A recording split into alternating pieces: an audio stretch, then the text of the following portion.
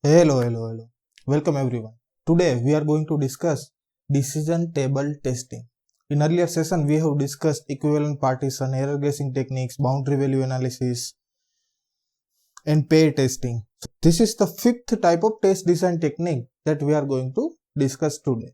In this we are going to discuss what is the definition of the decision table testing, how we can draw the table and how it works and where we can apply decision table testing after a small intro. Before that, please like and share this video and don't forget to subscribe Fundu Testers. Camera rolling, action.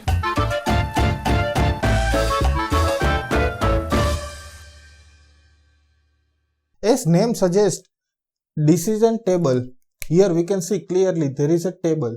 So in this test design technique, we are going to draw a table and using that we are going to create a multiple test case to test any functionality. Before that, let's understand definition of the decision table testing. A black box test design technique in which test cases are designed to execute the combination of input and / or shown in the decision table. Which means in decision table, we can make a test cases with such a conditions like a and or, and we will check where we can apply a test cases and on which area test cases is valid and on which area test cases are invalid. Before that, let's understand some theory. So here, the level of decision table testing is a component testing. Whenever we are going to test on any component, by that time we can apply decision table testing. Later on, before starting, as a prerequisite, we need requirement documentation and design documents. Why? To understand test cases are falling into which category or which area, and we have to understand error messages in valid and invalid scenarios. Later on, where we can apply. So whenever we are going to apply boolean condition like a true or false or 0 or 1 or true or false, in that case we can go with the decision table testing. Later on, business rules. So there are some business rules like a state machine or complex processing. For example, we are going with the prime membership. So in Amazon, we have prime member and non-prime member. As a prime user, they can use application in different manner. As a regular user, they can use application in a different manner. Like in Netflix, we have different plans. So for each plan, we will have a different types of the access. For example, we will get 480 pixel or in some plans we will get HD clarity. Like this condition, we can make a decision table.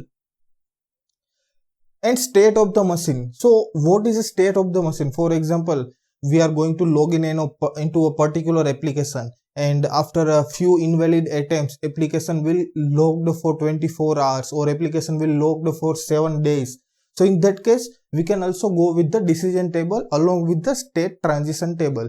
So that we are going to discuss in the next video. And later on, defects. We will get a incorrect based on the incorrect combination and access based the issues. So for example, incorrect combinations like I have a prime user access, but still I am not able to access some functionality which I should be able to access. Those area we can say it's based on the access. Now let's understand via example. So here I am going to take a non-technical example because it is easy for me to explain and it is easy for you to understand as well. Now let's understand decision table testing with the example. So first of all, I am going to draw a table for decision table testing. In this, we are going to consider 4 different areas. First is a decisions.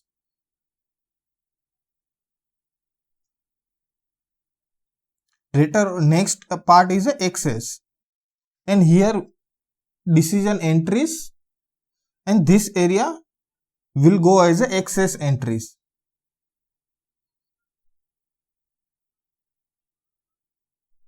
So in which scenario can fall here? So for example, one company is going to hire a fresher. They are going to filter candidate based on the interview rounds. They will go with the 3 multiple round. In first round, it will be a technical round.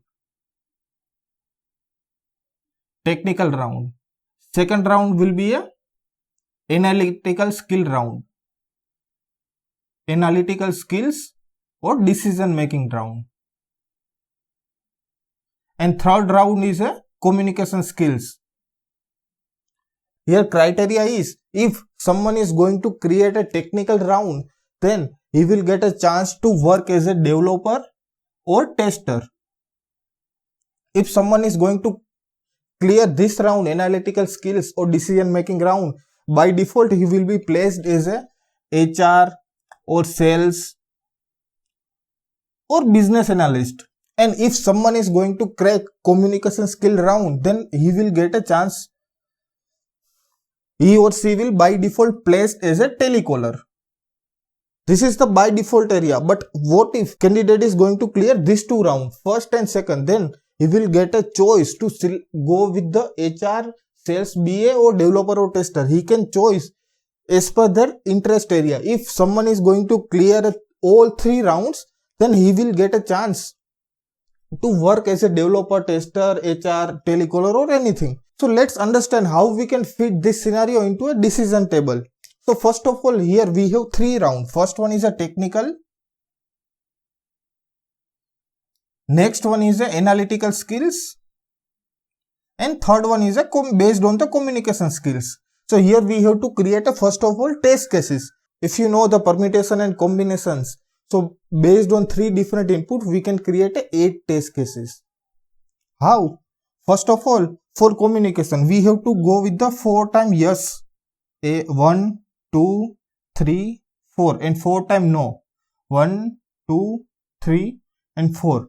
Later on, analytical skills. So here we have to go like yes, yes, no, no, yes, yes, no and no. And for communication skills, we have to go like yes, no, yes, no, yes, no, yes and no. So now you can see any combination is not repeating anywhere. If there are 3 yes, then you cannot find 3 yes anywhere.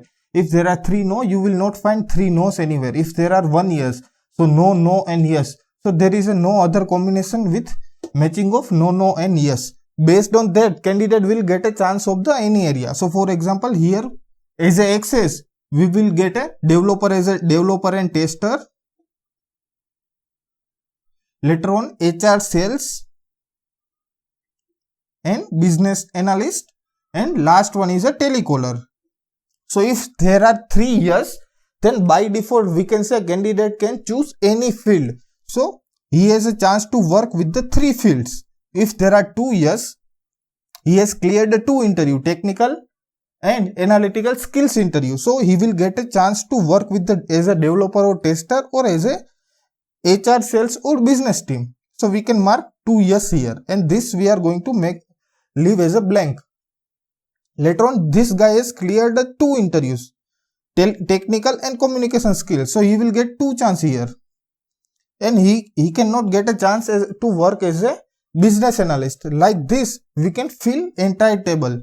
So here 1 yes, 2 blank. Here this one is yes and 2 blank. Here he has cleared analytical skills. He has cleared a telecaller, so he will by default get placed as a telecaller, and he has not cleared anything. So company will not give offer letter for in any area. So like this, we can create a decision table. But this is a non-technical example. Now I have a question that where we can apply in the real-time scenario. Let's say we are working on a password testing. We have to test a password field, and as per the conditions, password will have a special characters, numeric value and character. So it will be like test, special character will be has, @ or anything, numerical value 1, 0 to 9 and character A to Z. So valid password should be test, @ 1, 2, 3. Like that we can make a valid password. So here for decision table, we can take 3 inputs. Instead of the technical, analytical skills or communication skill, we can take 3 different consideration: special character, numeric value and character value. And here output will be a valid or invalid. So valid and invalid. If all 3 yes, then output will be a valid. This password can be a valid.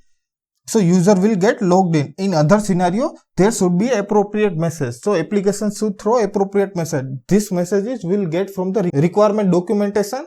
And you can see, for example, he has not entered the special character, then by default error should be displayed. Please enter special character along with the password. So like that, for every scenario there will be error. If you are going with the decision table for this kind of scenario, then we will not miss any test case, and we can test all the valid scenario with the valid, or all the valid and invalid scenario with the different invalid and valid inputs. Whatever the output we are going to get, that we can easily make sure, and we can say that we have tested application properly. I hope everything is clear, and if you have any doubt, then feel free to ask me in the comment section. I will be happy to help. And don't forget to like, share and subscribe Fun to Tester. See you tomorrow with the new lecture. Thank you so much.